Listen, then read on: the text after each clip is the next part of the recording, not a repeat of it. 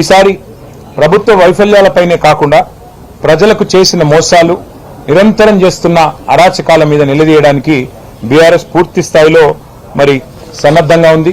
పూర్తి స్థాయిలో ప్రిపరేషన్ కోసం ఇవాళ ఈ సమావేశాన్ని పెట్టుకున్నాం.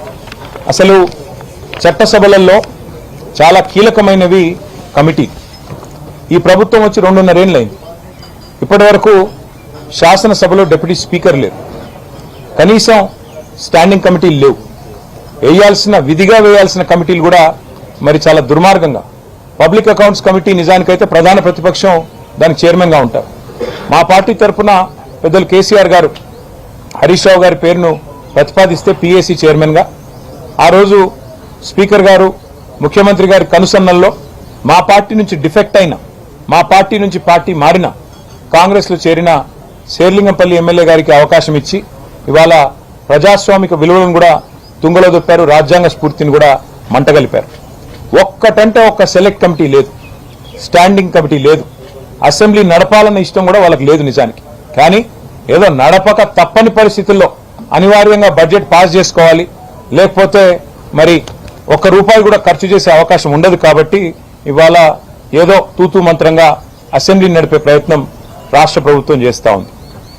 కాంగ్రెస్ ప్రభుత్వం ఇవాళ బయట పేదవాళ్ల ఇళ్ల మీద బుల్డోజర్ ప్రయోగిస్తున్న విషయం మీ అందరికీ తెలుసు.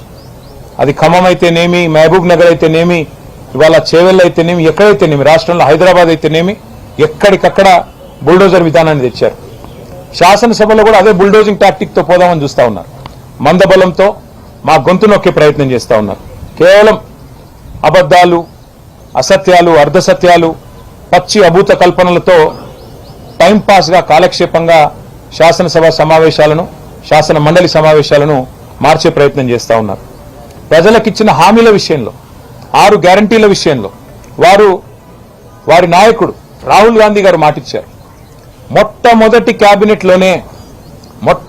కేబినెట్ సమావేశంలోనే ప్రభుత్వం ఏర్పడ్డ తర్వాత మేము 6 గ్యారంటీలకు చట్టబద్ధత కల్పిస్తాము, వెంటనే చేస్తామన్నారు.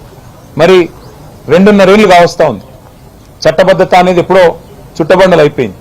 అందుకే మేము పార్టీగా నిర్ణయం తీసుకున్నాం.